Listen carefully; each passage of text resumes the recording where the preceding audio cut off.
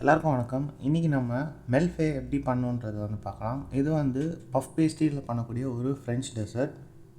இந்த வீடியோ மூலிமா உங்களுக்கு லேமினேஷன் டோ பற்றின அண்டர்ஸ்டாண்டிங் இன்னும் இம்ப்ரூவ் ஆகும்னு நான் நம்புகிறேன். அதுக்கப்புறம் இதுக்கு வரக்கூடிய fillings pastry cream and white chocolate ganache, இது ரெண்டுமே நம்ம சேனலில் போட்டிருக்கோம். எல்லோரும் செக் பண்ணி பாருங்கள். வீடியோவோட லிங்க்ஸ் டெஸ்கிரிப்ஷனில் இருக்குது. இப்போ மெல்ஃபே எப்படி பண்ணணுன்றதை பார்க்கலாம். நான் இன்க்ரீடியன்ட்ஸ் இப்போ ஷோ பண்ணுறேன். உங்களுக்கு டெஸ்கிரிப்ஷன்லேயும் இருக்கும். வாட்டரை பொறுத்த வரைக்கும் கரெக்டாக 400 தான் வரும். அதுக்கு மேலே ஆட் பண்ணாதீங்க. அப்படி நீங்கள் அடிஷ்னலாக வாட்டர் இன்க்ரீஸ் ஆச்சுன்னா லேயர் சரியாக வராது.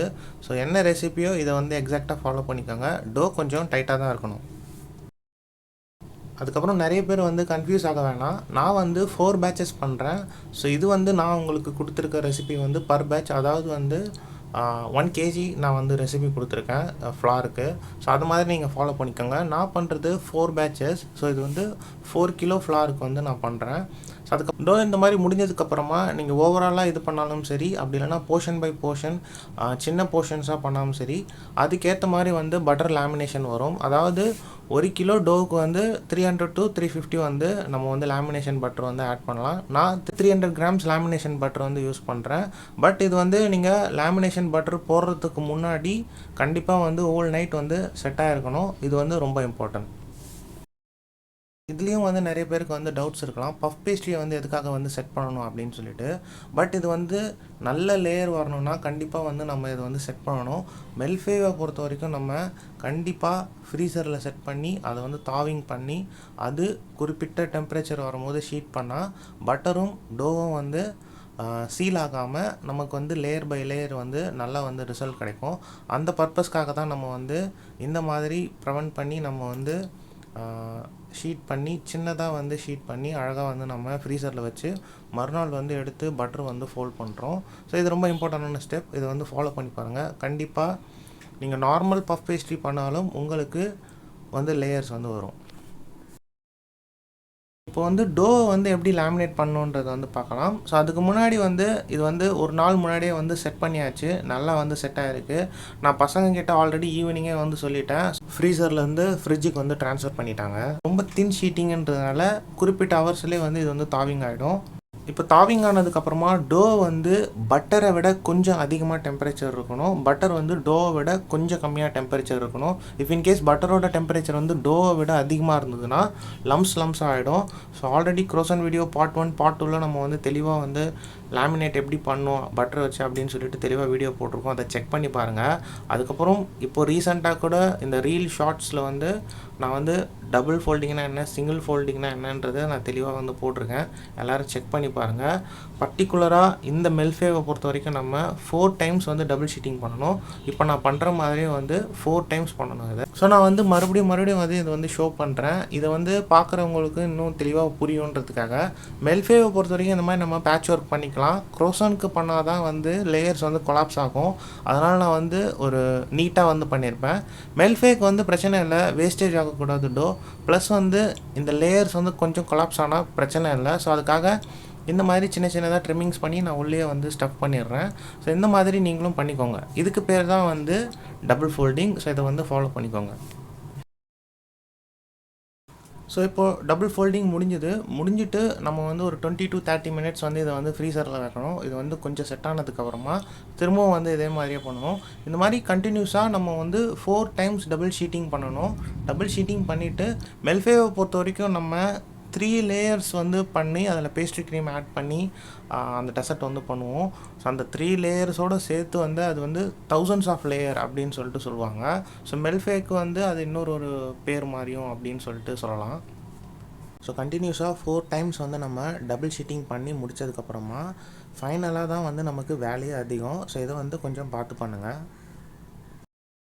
ஸோ இந்த மாதிரி ட்ரேஸை அரேஞ்ச் பண்ணிக்கோங்க. நீங்கள் ஹேண்ட் ஷீட்டிங் பண்ணாலும் சரி, இல்லை மிஷினில் ஷீட் பண்ணாலும் சரி, நம்ம 1 கிலோ பண்ணுறதுனால உங்களுக்கு சிங்கிள் ட்ரேவே போதும். இந்த மாதிரி அப்சைட் டவுன் போட்டுக்கிட்டு நீங்கள் இந்த 4 டைம் ஷீட் பண்ண பஃப் பேஸ்ட்ரியை எடுத்துகிட்டு ஷீட்டிங்க்கு போயிடுங்க. ஷீட்டிங் டேபிள் தனியாக, இந்த இது செட்டப் தனியாக வச்சுக்கோங்க. ஏன்னா நம்ம ஷீட் பண்ணி அப்படியே இதில் நம்ம போடுவோம். அது எப்படின்றத இப்போ பார்க்கலாம். ஃபைனல் ஷீட்டிங் பண்ணுறப்போ நமக்கு ட்ரே சைஸுக்கு வர மாதிரி அழகாக வந்து ஷீட் பண்ணிக்கோங்க. கரெக்டாக ட்ரே சைஸுக்கு வந்ததுன்னா வேஸ்டேஜ் வராது. இதை மட்டும் கொஞ்சம் கால்குலேட் பண்ணி அந்த ஸ்ட்ரெச் பண்ணுற டோ வந்து ட்ரே சைஸில் கரெக்டாக உட்கார்ற மாதிரி நீங்கள் வந்து மெஷர் பண்ணி பண்ணிக்கோங்க. இது வந்து நம்ம டோ பண்ணி அன்டில் எண்டு வரைக்கும் வந்து டெம்பரேச்சர் மெயின்டைன் பண்ணணும். இதை நான் திரும்ப திரும்ப சொல்கிறேன். டெம்பரேச்சர் இல்லைன்னா நான் இப்போ பார்த்துருப்பீங்க ஃப்ளார் வந்து கீழே போட்டு வந்து டஸ்ட் பண்ணியிருப்பேன் அந்த டோ வந்து கிழியக்கூடாதுன்றதுக்காக. ஸோ ஸ்டார்டிங் டு எண்ட் வந்து டெம்பரேச்சர் நல்லா இருக்கணும். ஃபைனல் ஸ்டேஜ்லேயும் வந்து டெம்பரேச்சர் ரொம்ப ரொம்ப இம்பார்ட்டன்ட். நீங்கள் ஏன்னா தின்னாக ஷீட் பண்ண போகிறீங்க. அப்படி இல்லைன்னா டோ வந்து கிழியும். ஃப்ளார் போட்டு கரெக்டாக வந்து நீங்கள் வந்து பண்ணிங்கன்னா கரெக்டாக வரும். டோ வந்து அடிக்கடி வந்து லைட்டாக ஃப்ளெக்சிபிள் பண்ணி கீழே வந்து ஃப்ளார் போட்டிங்கன்னா கொஞ்சம் ஈஸியாக வந்து ஓடும். ஸோ இது மிஷினுன்றதுனால அப்படியே வந்து ஓட்டிடுவீங்க. ஸோ கொஞ்சம் பார்த்து பண்ணுங்கள். ஹேண்ட் ஷீட்டிங் பண்ணுறவங்களுக்கு இன்னும் நல்லாவே வந்து தெரியும் அதுக்கு வந்து ஃப்ளெக்சிபிலிட்டி இல்லைன்னு சொல்லிட்டு. ஸோ அப்போ வந்து லைட்டாக வந்து நம்ம அந்த மாதிரி உதருவோம். ஸோ அந்த மாதிரி பண்ணுற மாதிரி தான் இதுலேயும் அப்சைட் டவுன் ஃப்ளார் போட்டு நம்ம ஃப்ளெக்சிபிளாகவே வந்து ஷீட் பண்ணிக்கிறோம். அன்டில் தின்னா 2 to 2.5 இதுதான் வந்து மெஷர்மெண்ட். அது வரைக்கும் வந்து நீங்கள் ஷீட் பண்ணணும். கொஞ்சம் பார்த்து பண்ணிக்கோங்க. இது வரைக்கும் டோ வந்து தின்னாக இருந்தாலும் டெம்பரேச்சர் நல்லா மெயின்டைன் ஆகிருக்கு. இந்த மாதிரி ரெஃபரன்ஸ்க்கு உங்கள் டோவும் இருக்கணும். பார்த்து பண்ணிக்கோங்க.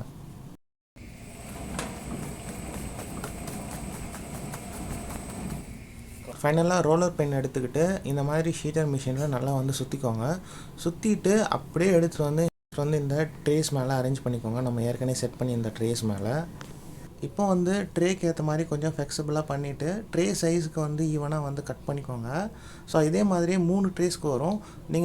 நீங்கள் சிங்கிள் பேட்ச் பண்ணுறதுனால 1 to 1.5 ட்ரேஸ் வரும். ஸோ அதுக்கேற்ற மாதிரி டோ வந்து ஃப்ளெக்சிபிள் பண்ணி செட் பண்ணிக்கோங்க. ஸோ இந்த மாதிரி நம்ம ட்ரே சைஸ்க்கு டோவை கொண்டு வந்தாச்சு. இந்த மாதிரி ரோலர் இருந்தால் ரோலர் யூஸ் பண்ணிக்கோங்க. அப்படி உங்கள்கிட்ட இந்த ரோலர் இல்லைன்னா ஃபோர்க்கை வச்சு நல்லா கிட்ட வந்து இந்த மாதிரி வந்து ஹோல்ஸ் பண்ணிக்கோங்க. அப்படி இல்லைன்னா என்ன ஆகும்னா பேக் ஆகிறப்போ ஏர் ஃபார்மேஷன் ஆகும். அதனால் வந்து டோவோட ஷேப்பே வந்து டிஃப்ரெண்ட் ஆகிடும். ஸோ இது வந்து ரொம்ப இம்பார்ட்டண்டான ஸ்டெப். எல்லா சைடும் நீங்கள் வந்து 2-3 வாட்டி இந்த மாதிரி வந்து ரோல் பண்ணிக்கோங்க. ஃபோர்க் இருந்தால் கிட்ட அழகாக வந்து ஈவனாக வர மாதிரி வந்து பண்ணிக்கோங்க. ஏன்னா இதோட லுக் கூட வந்து நமக்கு மேலே வந்து கொஞ்சம் நல்லா இருக்கணும். ஸோ அதனால் பார்த்து ரொம்ப வந்து அன்ஈவனாக இல்லாமல் ஈவனாக வந்து ஃபோர்க் வச்சு நீங்கள் ஹோல்ஸ் பண்ணிக்கோங்க. இது ரொம்ப இம்பார்ட்டன்ட். ஸோ இப்போ வந்து பேக்கிங் வந்து டைமிங் பார்த்தீங்கன்னா 170 அரௌண்ட் வந்து 30 minutes 25 to 30 minutes வந்து கால்குலேட் பண்ணிக்கோங்க. இதுக்கு வந்து நீங்கள் அடிஷ்னலாக எக் வாஷ் எதுவுமே வந்து பண்ண தேவையில்ல. டேரெக்டாக வந்து நீங்கள் பேக் பண்ணிக்கலாம். அதுக்கப்புறம் வந்து இந்த ட்ரேவோட வந்து நம்ம டேரெக்டாக வந்து பேக் பண்ண முடியாது. இது அப்சைட் டவுனுக்கு போட்டதுக்கு காரணமே என்னென்னா இந்த மாதிரி ஓடிஜிஸ் எல்லா ஓவன்ஸ்லேயும் வந்து இந்த மாதிரி கிரில்ஸ் வருது.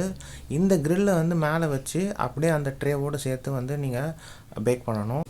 பஃப் பேஸ்ட்ரி அதுக்கப்புறம் கிரில் இதை வந்து இப்படி தான் வந்து நீங்கள் பேக் பண்ணணும். ஃபார் எக்ஸாம்பிள் இந்த வீடியோவில் வர மாதிரி பார்த்து பண்ணுங்கள். இது பேக் பண்ணதுக்கப்புறமா இப்படி தான் இருக்கும். பட் கிறிஸ்பியாக இருக்கும். கொஞ்சம் வந்து என்ன பண்ணுங்கள் சேஃபாக ஹேண்டில் பண்ணிக்கோங்க. அப்படி இல்லைன்னா இது வந்து ப்ரோக் ஆகும்.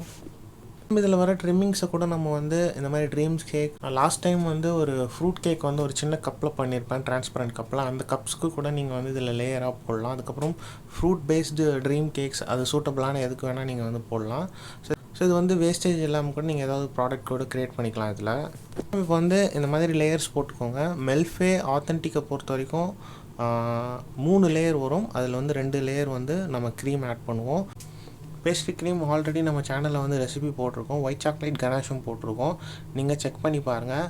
அப்படி இல்லைனா நீங்கள் 1:1 ரேஷியோவில் ஒயிட் சாக்லேட் கனாஷும் பேஸ்ட்ரி க்ரீமும் நீங்கள் மிக்ஸ் பண்ணி இதுக்கு லேயராக போட்டால் கூட சூப்பராக இருக்கும். நீங்கள் வந்து செக் பண்ணி பாருங்கள்.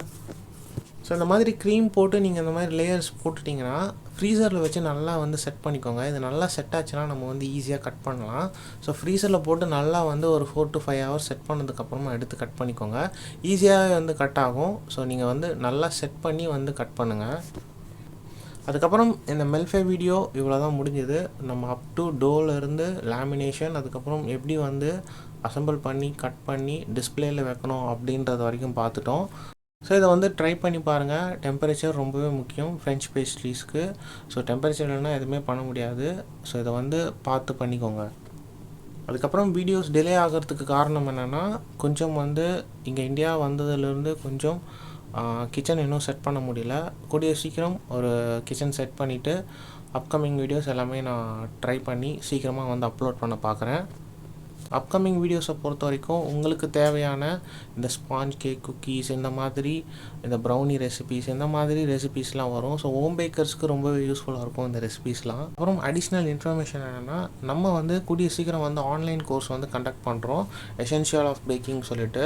இந்த ஆன்லைன் கோர்ஸை பொறுத்த வரைக்கும் நீங்கள் புதுசாக பேக்கரி வந்து ஸ்டார்ட் பண்ண போகிறீங்க, இல்லைனா ஹோம் பேக்கிங் வைக்க போகிறீங்கன்னா உங்களுக்கு ரொம்பவே இது வந்து யூஸ்ஃபுல்லாக இருக்கும். எப்படி வந்து நீங்கள் மிஷினரிஸ்லாம் பர்ச்சேஸ் பண்ணணும், என்ன மாதிரியான எக்யூப்மெண்ட்ஸ் எல்லாம் வாங்கணும், அதுக்கப்புறம் இன்க்ரீடியன்ட்ஸ் பற்றின ஃபுல் இன்ஃபர்மேஷன், எதுக்கு வந்து என்ன இன்க்ரீடியன்ட், எக்ஸாக்ட் இன்க்ரீடியன்ட் வந்து யூஸ் பண்ணணும், அதுக்கப்புறம் இது எல்லாத்தையும் எங்கே பர்ச்சேஸ் பண்ணணுன்லேருந்து ஒரு லிஸ்ட்டு மாதிரி நான் வந்து ரெடி பண்ணியிருக்கேன். ஸோ இது வந்து ஓவராலாக எல்லாருக்குமே ரொம்ப ரொம்ப யூஸ்ஃபுல்லாக இருக்கும். அதுக்கப்புறம் ஃபுட் சேஃப்டி, அதுக்கப்புறம் ஃபைனலாக லாஸ்ட் 7 இயர்ஸில் நான் வந்து என்னென்ன லேர்ன் பண்ணியிருக்கேன் அப்படின்றத பேக்கிங் பற்றின எல்லா இன்ஃபர்மேஷனும் அந்த ஆன்லைன் கோர்ஸில் இருக்கும். ஸோ இது வந்து யார் யாருக்கெல்லாம் விருப்பம் இருக்கோ கூடிய சீக்கிரம் நான் வந்து அப்டேட் பண்ணுறேன், ஜாயின் பண்ணிக்கோங்க. ஸோ இதோட இந்த வீடியோவை நான் முடிச்சுக்கிறேன். தேங்க்யூ, தேங்க்ஸ் ஃபார் வாட்சிங்.